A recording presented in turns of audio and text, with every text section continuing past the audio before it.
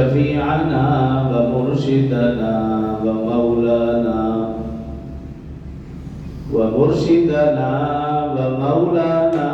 محمدا عبده ورسوله صلى الله تعالى عليه وعلى آله وأصحابه وأحبابه وأزواجه وذرياته وأهل بيته أجمعين وسلم تسليما كثيرا أما بعد فأعوذ بالله من الشيطان الرجيم بسم الله الرحمن الرحيم وأقيموا الصلاة وآتوا الزكاة واركعوا مع الراكعين.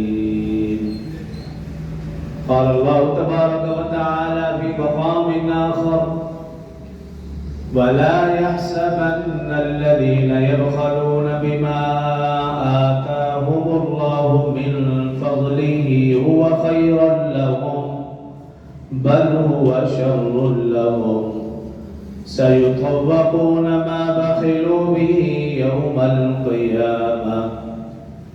قال الله تبارك وتعالى في مقام آخر: والذين يكنزون الذهب والفضة ولا ينفقونها في سبيل الله فبشرهم بعذاب أليم يوم يحمى عليها في نار جهنم فتكوى بها جباههم وجنوبهم وظهورهم هذا ما كنزتم لأنفسكم فذوقوا العذاب بما كنتم تكفرون. صدق الله العظيم وصدق رسوله النبي الكريم ونحن على ذلك لمن الشاهدين والشاكرين والحمد لله رب العالمين. تمام احباب ایک مرتبہ نماز والا درود شریف بآواز بلند پڑھ لیں. اللهم صل على محمد وعلى آل محمد كما صليت على إبراهيم وعلى آل إبراهيم إنك حميد مجيد. اللهم بارك على محمد وعلى آل محمد كما باركت على إبراهيم وعلى آل إبراهيم إنك حميد مجيد. رب اشرح لي صدري ويسر لي أمري واحلل عقدة من لساني يفقهوا قولي. رب زدني علما رب زدني علما رب زدني علما. میرے انتہائی واجب اور احترام برادران اسلام، دوستوں، بزرگوں، بھائیوں، اسلامی مہینوں کے اعتبار سے شعبان المعظم کا مہینہ اختتام پذیر ہونے والا ہے. آج یا کل ماہ رمضان المبارک کا آغاز ہونے والا ہے. یقیناً یہ خیر و برکت والا مہینہ، بخشش مغفرت والا، سعادتوں والا مہینہ، مہمان مہینہ آنے والا ہے. اللہ تعالیٰ سے دعا ہے کہ اللہ اس مہینے کی، مہمان مہینے کی ساری خیر و برکات ہم سب کو عطا فرمائے اور ہم میں سے کسی کو بھی محروم نہ فرمائے، اور صحیح معنوں میں اس آنے والے مہمان مہینے کا احترام کرنے کی توفیق عطا فرمائے اور نیک اعمال کرنے اور گناہوں سے بچنے کی توفیق عطا فرمائے. آمین. محترم سامعین، دین اسلام کے 5 بنیادی اور اہم ارکان ہیں: کلمہ، نماز، روزہ، زکوٰۃ، حج. ان میں سے اسلام قبول کرنے کے بعد سب سے اہم رکن نماز ہے. اور نماز کا اللہ نے قرآن میں کثرت سے ذکر فرمایا، احادیث مبارکہ میں رسول اللہ صلی اللہ علیہ وسلم نے کثرت سے ذکر فرمایا۔ نماز کے بعد دوسرا اہم رکن زکوٰۃ ہے، جس کا قرآن میں نماز کے بعد سب سے زیادہ ذکر ہوا۔ احادیث مبارکہ میں بھی نماز کے بعد سب سے زیادہ ذکر زکوٰۃ کا ہے۔ تو آج کے مختصر سے خطبہ میں اسی حوالے سے، اور کوشش کروں گا رمضان کے حوالے سے بھی تھوڑی سی بات ہو جائے۔ ارادہ تو گزشتہ جمعہ میں تھا، لیکن چونکہ ایک مہمان ہے تو ان کی گفتگو سنی، اس لیے اس پر بات نہ ہو سکی۔ آج مختصر عرض کرنے کی کوشش کروں گا۔ برادران اسلام، زکوٰۃ اہم رکن تو ہے، لیکن یہ ایک مظلوم ترین رکن بھی ہے۔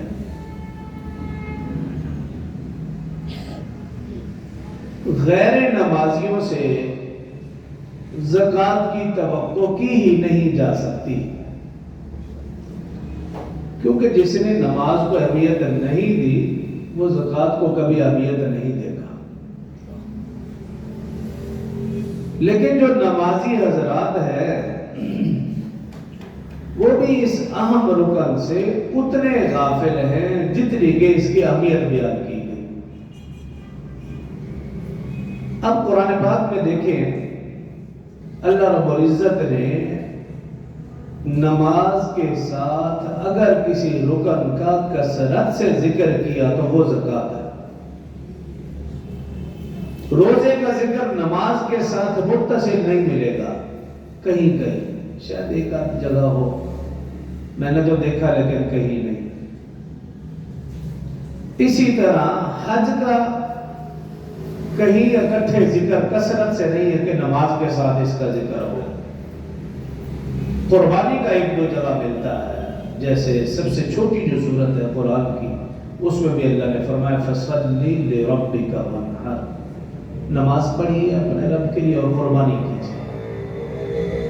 اسی طرح 8ویں سپارے میں بھی اللہ نے ایک جگہ دونوں کا ذکر فرمایا، قُلْ إِنَّ صَلَاتِي وَنُسُكِي وَمَحْيَايَ وَمَمَاتِي لِلَّهِ رَبِّ الْعَالَمِينَ، نماز اور قربانی کا اکٹھے ذکر۔ لیکن روزہ یا حج، ان کا ذکر نماز کے ساتھ کثرت سے نہیں ملتا۔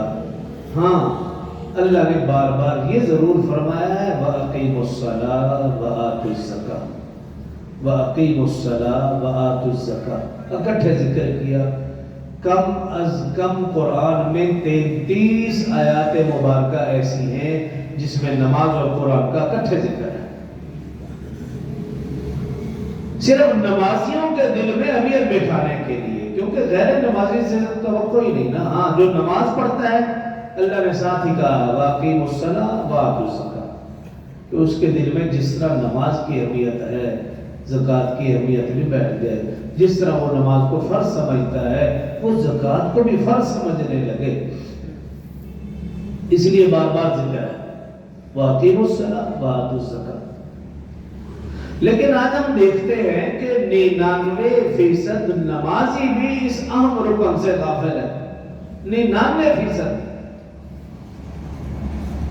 اب کسی کے گھر میں زکوٰۃ کا تذکرہ کرتے ہیں، وہ کہیں گے ہمیں تو معلوم ہی نہیں زکوٰۃ ہے کیا چیز، دینی کب ہے، کتنی دینی ہے، کچھ پتہ نہیں۔ یعنی یہ ان نمازیوں کی بات کر رہا ہوں کہ جو نماز کے تو پابند ہے، لیکن جتنے نماز کے پابند اتنے زکوٰۃ سے غافل۔ ہر گھر کا یہ حال ہے، حالانکہ قرآن میں دونوں کا اکٹھے ذکر ہے۔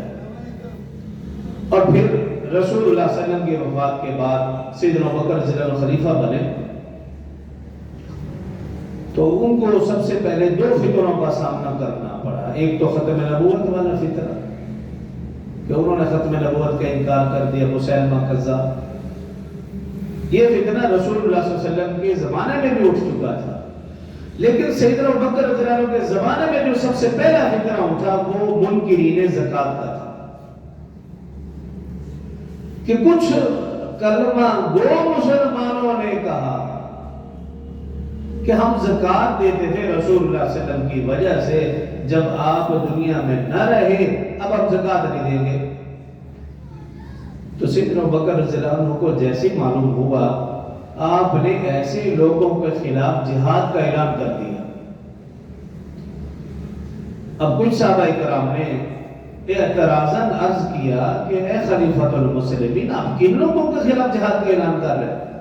ہمارے ساتھ نماز پڑھتے ہیں، روزہ رکھتے ہیں، حج کرتے ہیں، کلمہ کو مسلمان ہیں، اور آپ ان کے خلاف جہاد کا اعلان؟ آپ نے فرمایا کہ دین اسلام کے 5 بنیادی ارکان ہیں، اگر کوئی شخص ان میں سے کسی ایک رکن کا انکار کر دے وہ مسلمان رہتا ہی نہیں ہے، وہ مرتد ہو جاتا ہے، اور مرتد کی سزا کیا ہے؟ واجب القتل۔ آپ نے ان کے خلاف جہاد کا اعلان کیا، اور پھر قسم کھا کر کا، خدا کی قسم، جو لوگ رسول اللہ صلی اللہ علیہ وسلم کے زمانے میں زکوٰۃ دیتے تھے، جب تک میں ان سے وہ رسی بھی نہ لے لوں جو جانور کے ساتھ بدی ہوتی ہے، اس وقت تک ان کے ساتھ جہاد کرتا رہوں۔ یہ کوئی معمولی بات ہے کہ زکوٰۃ کے انکار اور ان کے خلاف جہاد کرنا؟ تو نماز اور زکوٰۃ ان دونوں کو اکٹھے اللہ نے قرآن میں اس لیے بار بار ذکر کیا، 1-2 جگہ نہیں، 10 جگہ نہیں، 33 مقامات پر فرمایا وَأَقِيمُوا الصَّلَاةَ وَآتُوا الزَّكَاةَ، تاکہ نمازیوں کے دل میں یہ اہمیت بیٹھ جائے، جس طرح تم نماز کو فرض سمجھتے ہو اسی طرح زکوٰۃ کو بھی فرض سمجھو، جس طرح تم سمجھتے ہو کہ نماز کا چھوڑنے والا گناہگار ہے، اسی طرح زکوٰۃ نہ دینے والا بھی گناہگار ہے، فاسق و فاجر۔ اور رسول اللہ صلی اللہ علیہ وسلم کی زندگی دیکھی گئی، آپ نے زندگی میں کبھی زکوٰۃ دی ہی نہیں، رسول اللہ صلی اللہ علیہ وسلم۔ کیوں نہیں دی؟ اتنا مال جمع ہوتا ہی نہیں تھا کہ جس کو پر زکوٰۃ فرض ہو۔ جتنا مال آتا رسول اللہ صلی اللہ علیہ وسلم کی کوشش ہوتی تھی اسی دن تقسیم ہو جائے۔ ایک مرتبہ ایسے ہوا کہ رات کا وقت تھا، رسول اللہ صلی اللہ علیہ وسلم بستر پر آرام فرما ہے، سیدہ عائشہ صدیقہ رضی اللہ عنہا بھی ساتھ ہیں، رسول اللہ صلی اللہ علیہ وسلم کو نیند نہیں آ رہی، بے چینی کروٹیں بدل رہے ہیں، رات کا کافی حصہ بیت چکا لیکن آنکھیں بند نہیں ہو رہی، بے چینی بڑھتی جا رہی ہے۔ عائشہ صدیقہ رضی اللہ عنہا عرض کی، رسول اللہ خیریت؟ آج اتنے بے چین ہیں، طبیعت تو ٹھیک ہے؟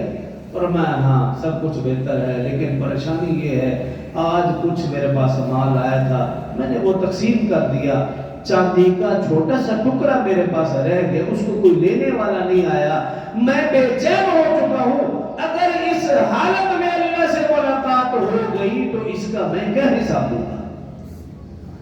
بے چینی دیکھیے، بے قراری دیکھیے، اور میں اور آپ اپنے آپ کو دیکھیں، جب تک ہم بینک بیلنس چیک نہ کر لیں ہمیں نیند نہیں آتی۔ خدا نہ خاصہ کچھ بیلنس کم ہو گئے تو پریشانی بڑھ جاتی ہے، آج کم کیسے ہو گیا، نیند نہیں آ رہی، جب تک تسلی نہ ہو جائے۔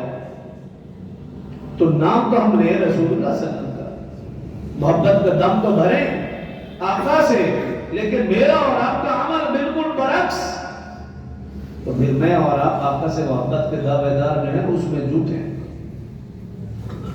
صحابہ کرام کی زندگی میں رات کو میں نے کافی کھنگالا بھی دیکھوں، صحابہ کسی بھی صحابی کے بارے میں آ جائے فلاں نے اتنی زکوٰۃ دی تھی، لیکن نہیں ملا۔ صحابہ نے زندگی میں زکوٰۃ نہیں دی۔ کیوں نہیں دی؟ کیوں اتنا مال جمع کرتے ہی نہیں تھے کہ ان کو زکوٰۃ دینی پڑے؟ کیونکہ زکوٰۃ ایک فرض عبادت ہے، میں اور آپ صرف فرض کے چکر میں پڑے رہتے ہیں، بھی نماز فرض ہے جو پڑھی باقی نہیں پڑھی، اور جو زکوٰۃ دیتے ہیں وہ بھی حساب پورا کرتے ہیں، کہیں تھوڑی سی زکوٰۃ زیادہ نہ چلی جائے، پورا حساب کر کے جو زکوٰۃ بنتی ہے وہ دی، جو دینے والے ہیں اکثر تو دینے والے ہیں ہی نہیں۔ لیکن صحابہ کرام کا کیا حال تھا؟ وہ زکوٰۃ نہیں دیتے تھے، وہ یہ دیکھتے تھے کہ ضرورت کتنی اور کہاں ہے، بس۔ بدر کا موقع تھا، رسول اللہ صلی اللہ علیہ وسلم نے صحابہ کرام کو جمع کیا اور ان سے مشورہ کیا، ابھی کفار حملہ آور ہو چکے ہیں، کیا کیا جائے؟ تو 3 مرتبہ مشورہ کیا، تینوں دفعہ مہاجرین صحابہ کرام رضوان اللہ علیہم اجمعین نے جوش و جذبے کا اظہار کیا اور یقین دلایا یا رسول اللہ صلی اللہ علیہ وسلم ہم ہر طرح کا ساتھ دیں گے، لیکن رسول اللہ صلی اللہ علیہ وسلم کا رخ انور انصار کی طرف تھا۔ حضرت سعد بن معاذ رضی اللہ عنہ سمجھ گئے کہ یہ جو بار بار پوچھ رہے ہیں کوئی وجہ ہے، فوراً کھڑے ہو گئے، عرض کیا رسول اللہ صلی اللہ علیہ وسلم میں سمجھ چکا ہوں آپ انصاری صحابہ ان کی آپ حمایت اور یقین چاہتے ہیں۔ فرمایا یا رسول اللہ صلی اللہ علیہ وسلم میں یقین دلاتا ہوں اپنی طرف سے، اپنے انصار صحابہ کی طرف سے، آپ ہمیں جو حکم فرمائیں گے ہم بجا لائیں گے، جہاں چاہے جوڑ دیں گے ہم جڑ جائیں گے، جہاں سے توڑ دیں گے ہم وہاں سے ہٹ جائیں گے۔ اور پھر فرمایا خدا کی قسم اگر آپ ہمیں برق غمدان تک جانے کا حکم دیں گے ہم جائیں گے، اللہ کی قسم اگر آپ سمندر میں کود جانے کا حکم دیں گے ہم سمندر میں بھی کود جائیں گے۔ فرمایا خدا کی قسم ہم وہ مال جو آپ لے لیں گے اس کو زیادہ عزیز سمجھتے ہیں اس مال سے جو ہمارے پاس رہ جائے۔ یہ جذبہ تھا صحابہ کرام رضوان اللہ علیہم اجمعین کا کہ اس مال پر خوش ہوتے تھے جو دین پر، دین اسلام پر، اسلام والوں پر، رسول اللہ صلی اللہ علیہ وسلم کی ذات پر، جہاد پر، مسجد پر، ان کاموں میں خرچ ہوتے ہیں، صحابہ اس مال پر خوش ہوتے تھے۔ رسول اللہ صلی اللہ علیہ وسلم تشریف فرمایا، ایک صحابی آئے، مہمان صحابی، عرض کیا رسول اللہ صلی اللہ علیہ وسلم بھوک لگی، فاقہ ہے، کھانے کو پوچھ رہی، رسول اللہ صلی اللہ علیہ وسلم اپنے گھر بھیج دیا، پتہ کروایا کہ رسول اللہ صلی اللہ علیہ وسلم کے جتنے بھی گھر تھے ازواج مطہرات کے، کسی بھی گھر میں کھانے کے لیے کچھ بھی نہیں۔ صحابہ اکرام سے پوچھا کون اس مہمان کی مہمانی کرے گا؟ ایک صحابی حضرت ابو طلحہ انصاری رضی اللہ عنہ کھڑا ہو گیا، عرض کیا رسول اللہ صلی اللہ علیہ وسلم میں اس مہمان کو کھانا کھلاؤں گا۔ حضرت ابو طلحہ انصاری رضی اللہ عنہ گھر گئے، گھر والی سے پوچھا بھی کچھ کھانے کے لیے؟ کہا ہاں تھوڑا سا ہے جو بچوں کے لیے ہے۔ حضرت ابو طلحہ انصاری رضی اللہ عنہ نے گھر والی سے کہا بھی دیکھو میں مہمان کو لے کر آؤں گا، آپ بچوں کو بہلا کر سلا دو، ان کو سلا دو، آپ جب میں مہمان کو لے کر آؤں کھانا رکھ دینا، ہم ساتھ بیٹھ جائیں گے، جب مہمان کھانا کھانے لگے گا تو کسی بہانے سے چراغ بجھا دینا، اس کو یوں محسوس ہو ہم بھی اس کے ساتھ کھانا کھا رہے ہیں، لیکن وہ کھانا کھا لے پیٹ بھر کر۔ اسی طرح کیا گیا، حضرت ابو طلحہ انصاری مہمان کو لایا اور اسی طرح کھانا اس نے پیٹ بھر کر کھایا۔ جب صبح ہوئی رسول اللہ صلی اللہ علیہ وسلم حضرت ابو طلحہ انصاری رضی اللہ عنہ کا انتظار کر، جب حضرت ابو طلحہ انصاری رضی اللہ عنہ آئے، کھڑے ہو گئے، استقبال کیا، خوشی کے آثار نمایا، فرمایا اے ابو طلحہ انصاری تم نے کیا کیا ہے؟ اللہ رب العزت تم سے بہت خوش ہے اور اللہ نے تمہارے اس جذبے کو دیکھ کر قرآن میں تیری شان بیان کر دی ہے۔ وَيُؤْثِرُونَ 28واں سپارہ سورہ حشر، وَيُؤْثِرُونَ عَلَىٰ أَنفُسِهِمْ وَلَوْ كَانَ بِهِمْ خَصَاصَةٌ۔ اللہ فرماتا ہے کچھ ایمان والے ایسے بھی ہیں جو خود اور ان کے بچے بھوکے پیاسے اور رسول اللہ صلی اللہ علیہ وسلم کے مہمان کا احترام کرتے ہوئے اسے کھانا کھلاتے ہیں۔ صحابہ کرام تو یہ تھے، ان کا جذبہ یہ تھا، اور میرا اور آپ کی جو حالت ہے، جو کیفیت ہم اچھی طرح جانتے ہیں، اپنے آپ کو اپنے اعمال سے ہم اچھی طرح واقف ہیں کہ میرا اور آپ کا کیا طرز عمل ہے۔ ہم اپنی مسجد کی بات کر لیں، آپ کے سامنے ہے مسجد کا معاملہ، تو میرے ذہن میں یہی تھا کہ ساتھی خود بڑھ چڑھ کر حصہ لیں گے، لیکن صورتحال اس کے برعکس تھی۔ ان کے گھروں میں ان کی دکانوں تک جانا پڑا اور ان کو توجہ نہیں رہی گئی۔ بھی دیکھیں مسجد آپ کے سامنے ہے، اس کے بھی کچھ معاملات ہیں، لیکن کچھ حضرات نے حرکت کی ہے اور کچھ حضرات اب بھی جو ہے نا وہ اپنی جگہ سے نہیں ہل رہے۔ تو آج کرنے کا مقصد یہ ہے، رسول اللہ صلی اللہ علیہ وسلم صحابہ ان کی زندگی اور تھی، وہ یہ دیکھتے کہ کہاں ضرورت ہے اور اس ضرورت کے مطابق خرچ کر دیتے تھے، اپنی ضروریات اپنی ان چیزوں کو پسے پردہ۔ اس لیے ان کے احسار کا، ان کی سخاوت کا تذکرہ قرآن میں بھی ملتا ہے اور احادیث مبارکہ میں بھی ملتا ہے۔ تو نماز اور زکوٰۃ ان دونوں کا اکٹھے، اور جو زکوٰۃ نہیں دیتے قرآن پاک کے اندر اللہ رب العزت نے جا بجا ان کے متعلق بھی فرمایا. 10ویں سپارہ سورۃ توبہ اللہ فرما رہا ہے والذین یکنزون الذهب والفضة ولا ينفقونها فی سبیل اللہ. فرمایا کہ جو لوگ سونا چاندی مال جمع کر کے رکھتے ہیں اللہ کی راہ میں خرچ نہیں کرتے فبشرهم بعذاب علیم. اللہ رب العزت فرما رہے ہیں انہیں دردناک عذاب کی خوشخبری دے دیجیے. یوم یحمى علیہا فی نار جہنم فتکوی بها جباہهم وجنوبهم وظہورهم.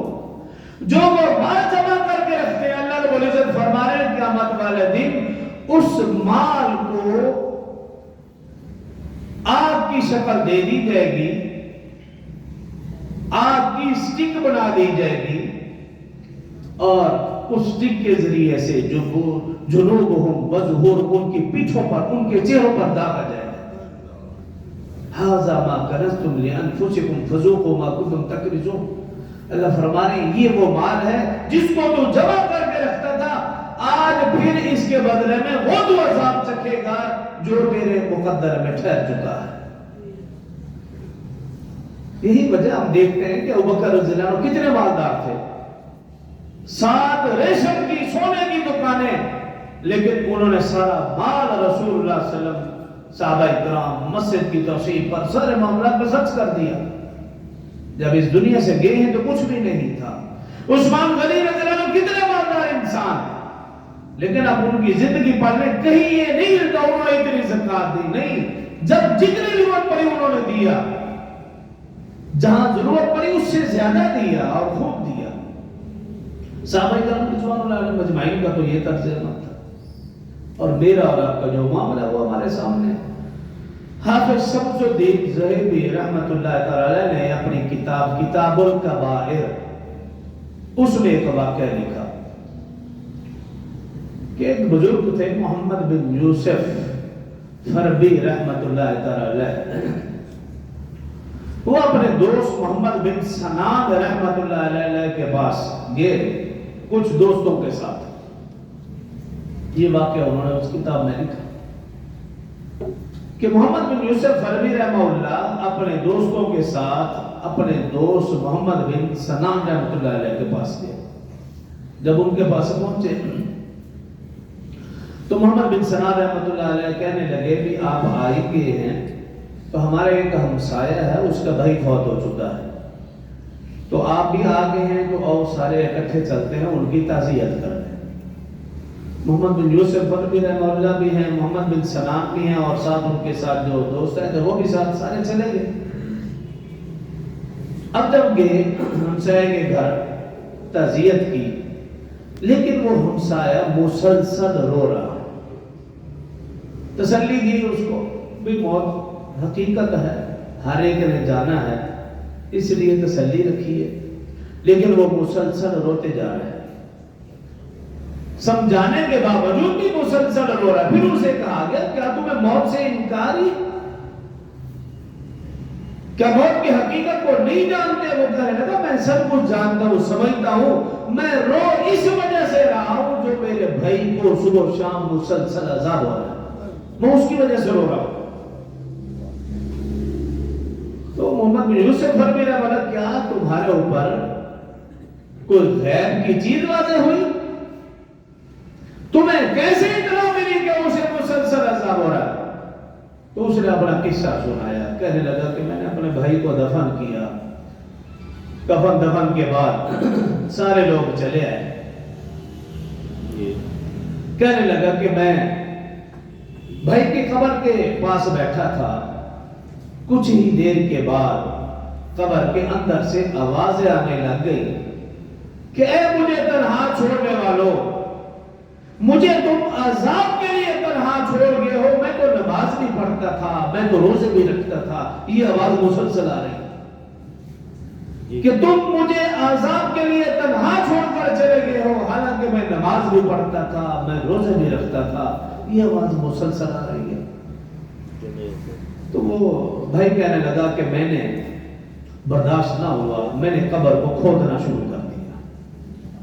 کہتا ہے جب میں نے قبر کھودی تو میں نے دیکھا کہ آگ ہی آگ ہے, اور میرے بھائی کے گلے میں ایک آگ کا توق ہے، کڑا۔ تو بھائی کی محبت میں نے آگے ہاتھ بڑھایا تاکہ اس کڑے کو میں الگ کر دوں۔ کہتے میرا ہاتھ جل گیا، اور پھر اس نے اپنا ہاتھ، جس کو کپڑا لپیٹا ہوا تھا، اپنا ہاتھ نکال کے دکھایا۔ وہ شدید جلا ہوا تھا، انتہائی سیاہ ہو چکا تھا، اور پھر کہنے لگا کہ میں نے قبر کو بند کر دیا۔ اب محمد بن یوسف فربی رحمہ اللہ کہنے لگے اچھا بتاؤ معاملہ کیا ہے؟ کہنے لگا بھئی معاملہ تو کچھ نہیں، میرا بھائی نیک تھا، نمازوں کا پابندی سے اہتمام کرتا تھا، روزے بھی پورا رکھتا تھا، صرف ایک کمی تھی کہ وہ زکوٰۃ نہیں دیتا تھا۔ اور پھر محمد بن یوسف فربی رحمہ اللہ نے فوراً آیت مبارکہ تلاوت کی، چوتھے سپارے کی، وَلَا يَحْسَبَنَّ الَّذِينَ يَبْخَلُونَ بِمَا آتَاهُمُ اللَّهُ مِنْ فَضْلِهِ، کہ جن کو اللہ نے مال دے رکھے ہیں وہ یہ گمان نہ کریں کہ یہ میں نے اپنی محنت سے کمایا ہے، اس مال میں وہ بخل نہ کریں۔ بَلْ هُوَ خَيْرٌ لَهُمْ، وہ یہ نہ سمجھیں یہ ہمارے لیے بہتر ہے، بل شر لهم، بلکہ یہ ان کے لیے برا ہے۔ آگے اللہ نے کیا فرمایا، سَيُطَوَّقُونَ مَا بَخِلُوا بِهِ یوم القیامہ، اگر وہ یہ سمجھتے ہیں مال میں نے اپنی محنت سے جمع کیا ہے اور اس کو اللہ کی راہ میں خرچ نہیں کرتے، تو پھر انتظار کریں اس دن کا کہ قیامت والے دن اللہ اس مال کا توق بنا کر اس کے گلے میں ڈالے۔ ان بزرگوں نے اس آیت کی تلاوت کی اور پھر تشریح کر کے اس کو سمجھایا۔ تو آج ہمارا بھی یہی معاملہ ہے۔ آج ہم دیکھتے ہیں کہ نمازی حضرات غیر نمازی سے میں نے کہا توقع ہی نہیں کہ وہ زکوٰۃ دے گا۔ کیوں؟ جس کے دل میں نماز کی اہمیت نہیں، وہ زکوٰۃ کی کچھ نہیں جانتا۔ افسوس ان نمازیوں پر ہے کہ جو نماز تو پتہ پڑھتے ہیں، لیکن اگر ان سے پوچھ لیا جائے کہ زکوٰۃ کیا ہے، وہ کہیں گے ہم نہیں جانتے، معلوم ہی نہیں ہے۔ حالانکہ وَأَقِیمُوا الصَّلَاةَ وَآتُوا الزَّکَاةَ، نماز اور زکوٰۃ کا دونوں کا ذکر اکٹھے اللہ نے کیا، قرآن میں کیا، بار بار کیا اور کثرت سے کیا۔ اب رمضان کا مہینہ آ رہا ہے، اب سال کے بعد ایک مہینہ رمضان کے روزے فرض ہیں، 11 مہینے میں نے اور آپ نے اپنی مرضی سے کھایا پیا، جب چاہے جتنا چاہے کھایا۔ اب ایک مہینہ اللہ کا حکم ہماری طرف متوجہ ہے کہ صبح صادق سے لے کر غروب آفتاب تک کھانے پینے سے مباشرت سے رک جاؤ۔ اب جو ایمان والا ہے وہ تو سمجھتا ہے کہ اللہ کا حکم ہے یا ایھا الذین آمنوا کتب علیکم الصیام، کہ ایمان والا تم پر روزے فرض ہے، تو ایمان والا کو یہ سمجھ جائے گا بھی اللہ کا حکم ہے، بات ختم، چوچلا نہیں۔ تو آج بھی کچھ بے ایمان ایسے ہیں وہ یہ سمجھتے ہیں کہ ہمارے بھوکے پیاسے رہنے سے اللہ کو کیا حاصل ہوگا۔ ایسے ہیں بدبخت، جیسے کچھ لوگ زکوٰۃ کے انکاری تھے اور ہیں، اسی طرح روزے کا بھی منکر، زکوٰۃ کے منکرین بھی آج ہیں، تو روزے کے بھی منکرین آج بھی ہیں اور قیامت تک رہیں گے۔ اگر آپ زکوٰۃ کے منکرین دیکھنا چاہتے ہیں تو کسی بھی بینک میں آپ چلے جاؤ، تو آپ ان سے پوچھ لیجئے بھی یہاں کون ایسے لوگ ہیں جو کہتے ہیں اپنے آپ کو مسلمان ہیں لیکن وہ کہتے ہیں کہ ہمارے پیسوں سے زکوٰۃ نہ نکالنا۔ آپ کو اندازہ ہو جائے گا یہ کون بے ایمان ہے۔ باقاعدہ انہوں نے لکھوا رکھا ہے کہ ہمارے پیسے تو موجود ہیں، کہتے بھی اپنے آپ کو مسلمان ہیں، لیکن وہاں جا کر لکھوا دیتے ہیں کہ ہم سنی نہیں ہیں لہذا ہمارے پیسوں سے زکوٰۃ نہ نکالنا۔ آپ سمجھ جائیں، لکھوایا وہ انہوں نے، کس بھی بینک والے کو چلے جائے کہ ہم سنی نہیں ہیں، ہمارے پیسوں سے زکوٰۃ نہ نکالیے، وہ لوگ منکرین زکوٰۃ ہیں۔ اسی طرح روزوں کی بھی منکرین ہیں، وہ پھر یہ بکواس کرتے ہیں تو یہ بھوکے پیاسے رہنے سے اللہ کو کیا ہوگا، اللہ کو کچھ نہیں۔ جس ذات نے ہماری یہ باڈی بنائی ہے وہ بہتر سمجھتا ہے کہ تمہارے لیے کیا بہتر ہے۔ ایک مہینے کی میری اور آپ کے جسم کی ٹیوننگ کروائیں گے تو 11 مہینے سکھ، اگر ایک مہینے میں نے اور آپ نے اپنے جسم کی ٹیوننگ نہ کروائی تو پھر سمجھ لیں کہ بیماریاں۔ تو ایمان والا ہیرا بہانہ نہیں چلتا۔ سمجھتا اللہ کا حکم بات ختم، جب میں کام پہ جاتا ہوں میرا کام مشکل ہے. کئی ایسے مزدور دیکھے مزدوری بھی کرتے ہیں، ساتھ روزہ بھی رکھا ہو، سخت گرمیوں میں، یعنی کہ میں جانتا ہوں کو اچھی طرح، اور حیران ہوتا تھا کہ ہم لوگ مزدوری نہیں کرتے لیکن پھر بھی پریشان ہو جاتے ہیں.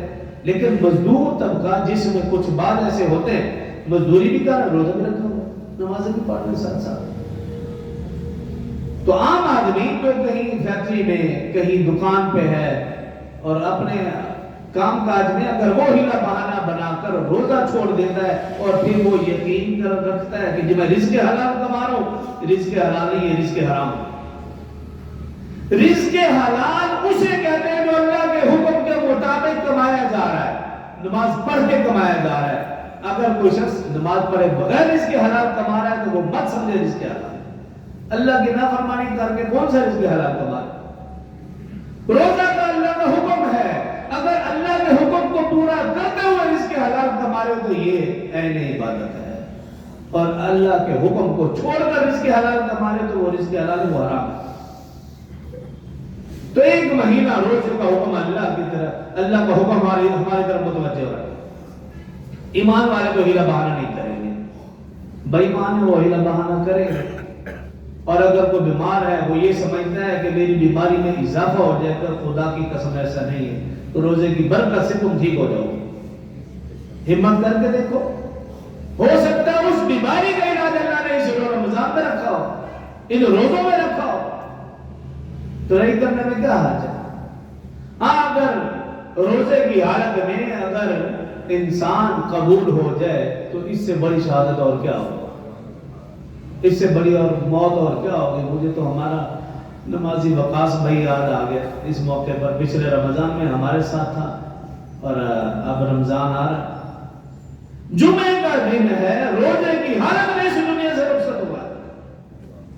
اس سے بڑی زبردست اور بات کی میں اسے کہتا ہوں یہ جنتی روح تھی.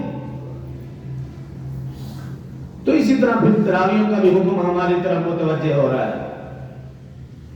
جس طرح روزے کا حکم ہے، روزے کی قبولیت کے لیے تراویح شرط ہے.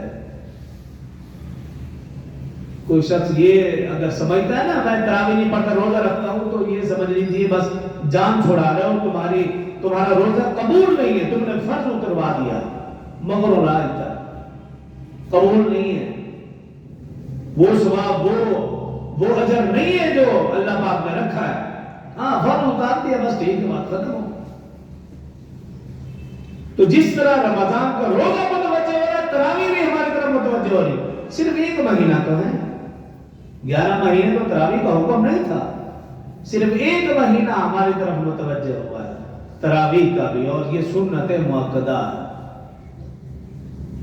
تراویح سنت مؤکدہ ہے. ہاں جماعت کے ساتھ پڑھیں گے تو بہت زیادہ اجر و ثواب، لیکن اگر کسی کو کوئی عذر ہے تو وہ بغیر جماعت کے پڑھے لیکن پوری پڑھے، آدھی نہ پڑھے، تھوڑی نہ پڑھے، چھوڑے نہیں. دیکھیں بالفرض بحث تو لمبی چوڑی اس طرف نہیں جانا چاہتا، لیکن مثال کے طور پر جو 8 پڑھتے ہیں قیامت والے دن اللہ پاک نے کہا بھی تراویح تو 20 تھی اور تم 8 پڑھتے رہے ہو تو وہ 8 کیسے پوری کریں گے؟ وہ تو اپنی 20 تراویح پوری نہیں کر سکتے کیونکہ انہوں نے پڑھی 8 ہے. ایک آدمی نے 20 تراویح پڑھی ہیں، قیامت والے دن اللہ فرماتے بھی تراویح تو 8 تھی اور تم 20 پڑھتے رہے ہو، تو پھر کیا ہوگا؟ وہ 8 قبول ہو جائیں گے، باقی نفل شمار. لیکن جس نے پڑھی 8 ہیں وہ 20 کیسے پوری کرے گا؟ دلائل تو دونوں کے پاس موجود ہے. ہاں جو یہ سمجھتے ہیں تراویح 8 ہیں وہ 8 رکعت میں تراویح کی نیت کر لے، باقی میں نفل کی نیت کر لے، پڑھے تو 20. بلکہ ہمیں تو یہ چاہیے کہ ہم زیادہ اہتمام کریں، نفل نماز کا اہتمام کریں. تو بہرحال رمضان کا آغاز ہونے والا ہے تو ابھی سے اپنے دیگر کام کاج کو ترتیب دے دیں. مثال کے طور پر ہم اپنے بڑوں کو دیکھا کرتے تھے، رمضان سے پہلے گھر میں ہلچل ہوتی تھی، صفائی ستھرائی کا اہتمام، چادر دھونے کا اہتمام، بیڈ شیٹ کو ہر چیز کو صفائی ستھرائی کے ساتھ اس کا اہتمام کیا جاتا تھا. پہلا کام یہ آپ اپنے بڑوں پر نظر دوڑا دیں. اور دوسرا کام یہ کہ آپ ایک ترتیب بنا لیں کہ میری سبیل کیا ہے. میں قرآن پاک کس سپیڈ سے پڑھتا ہوں اور حساب لگا لیں میں روزانہ کتنا پڑھوں، کس طرح پڑھوں، ہر نماز کے ساتھ پڑھوں یا صبح پڑھ لوں یا شام کو پڑھ لوں، کس طرح پڑھوں۔ ہونا یہ چاہیے کہ ادھر رمضان مکمل اور ادھر ایک قرآن مکمل، اور جس نے پہلے سے ترتیب نہ بنائی تو اس کا قرآن مکمل ہو ہی نہیں سکتا۔ اسی طرح درود پاک کے حوالے سے بھی ترتیب بنا لیں کہ جی مثال کے طور پر کسی کا ٹارگٹ ہے کہ میں نے 1 کروڑ دفعہ درود پاک پڑھنا ہے، وہ اپنا حساب لگا لے، روزانہ کتنا پڑھوں، کم پڑھوں، کیسے پڑھوں، ترتیب لگا لیں ابھی سے۔ اسی طرح نفلی نمازوں کا بھی اہتمام، اس کا بھی دیکھنا ہے کہ ہم نے اشراق بھی پڑھنی ہے، چاشت بھی پڑھنی ہے، وبین بھی پڑھنی ہے، نفلی نمازوں کا بھی اہتمام، اس کی بھی ترتیب ابھی سے بنا لیں۔ پہلے سے اپنے آپ کو ذہنی طور پر تیار کریں، صرف 1 مہینہ ہے، پھر آپ دیکھیں کہ اس کا کتنا فائدہ ہے۔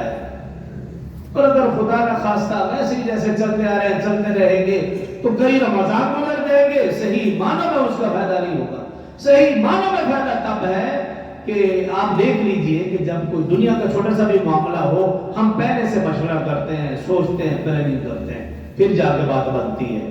اور اتنا بڑا معاملہ ہے، مہمان مہینہ آ رہا ہے، دنیا کا چھوٹا سا مہمان آ رہا ہے، گھر کا حل چل، جی ماموں آ رہے ہیں، فلانا آ رہا ہے، اور کیسے تیاریاں ہو رہی ہیں، اور اتنا بڑا مہمان مہینہ آ رہا ہے اور میں اور آپ گھر میں ہلچل نہ مچائیں، اس کی تیاری نہ کریں، اپنی ذہن سازی نہ کریں، بچوں کی ذہن سازی نہ کریں، گھر والوں کی ذہن سازی نہ کریں۔ ایسا نہ ہو کہ رمضان کا مہینہ ہے اور ہماری شاپنگ ہی ختم نہیں ہو رہی، جی کپڑے لے رہے ہیں، جی فلانی چیزیں لے رہے ہیں، بازاروں میں گھس رہے ہیں خواتین مرد، اور گناہ پہ گناہ کی جائے۔ تو آج کرنے کا مقصد یہ ہے، آج یا کل جیسے رمضان شروع ہوتا ہے ہماری ترتیب پہلے ہو، پلاننگ پہلے ہو کہ ہم نے قرآن کیسے مکمل کرنا ہے، ہم نے درود پاک کا کیا ترتیب رکھنی ہے، اور ذکر و اذکار کی، تسبیحات کی، نوافل کی، ساری چیزوں کی ہم نے کیسے ترتیب رکھنی ہے۔ ان چیزوں کو ساتھ لے کر، اور اس کے ساتھ ساتھ یہ کہ اپنی مصروفیات کو کم کر کے دین کی طرف لائے، اور گھروں کے اندر جو ہے خواتین، ان کو بھی آپ بتا دیں کہ اپنے لیے مصلی کی جگہ کا اہتمام کر لیں، ان کے لیے بھی 20 تراویح ہے سنت، وہ بھی اپنی تراویح پڑھیں، اور اچھی اچھی کتابیں اپنے گھر میں ہوں، ان کا مطالعہ ہو، اور رہنمائی ہو علماء سے، ان کتاب سے پڑھیں، جو نہ سمجھ آئے نشان لگا لیں، اگر پوچھیں تو مسجد کو بھی پورا وقت، گھر والوں کو بھی، اور عبادت کو بھی پورا وقت دیں۔ اگر 1 مہینہ دنیاوی طور پر اپنی مصروفیت کم کر لیں گے، انشاءاللہ اس مہینے کی برکت سے 11 مہینوں میں اللہ ایسی برکت دیں گے کہ دنیا میں بھی اللہ نواز دیں گے، آخرت میں بھی اللہ نواز دیں گے۔ جو کہا سنا، اللہ سمجھے نرمل کی توفیق دے۔